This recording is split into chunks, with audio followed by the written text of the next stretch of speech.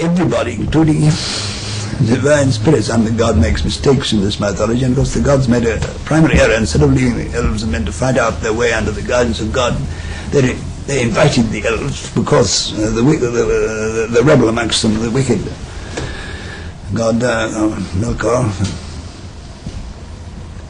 was alive, was a devastated large part of the world. They took them back into their paradise to the west to protect them. And so that the whole machinery starts from the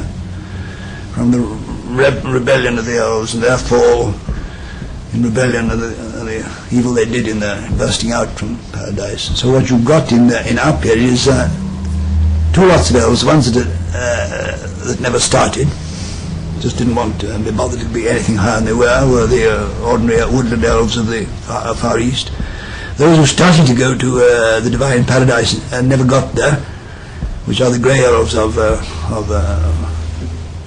west, and those who got and came back as exiled.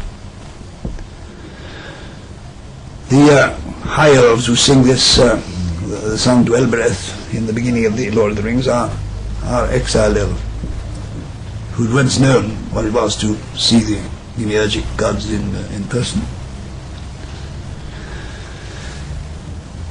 Now dwarves are differently done than this particular thing.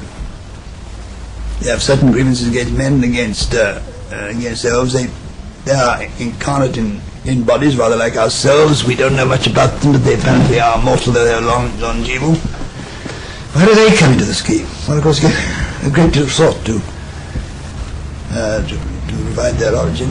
I don't think I was saying anything about it at the moment, but they have a rational origin related to that theme, but they're not part of the children of God. Lovely. That makes sense.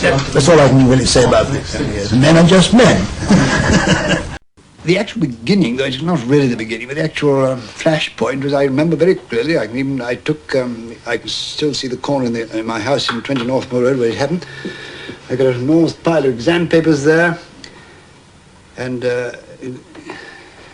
marking school examinations in the summertime is an enormous, very laborious, and unfortunately also boring. And I remember picking up a paper and actually I nearly gave an extra mark for it, extra 5 marks actually. There was one page on this particular paper was left blank, glorious, nothing to read. So I scribbled on it, I can't think why. In a hole in the ground there lived a hobbit.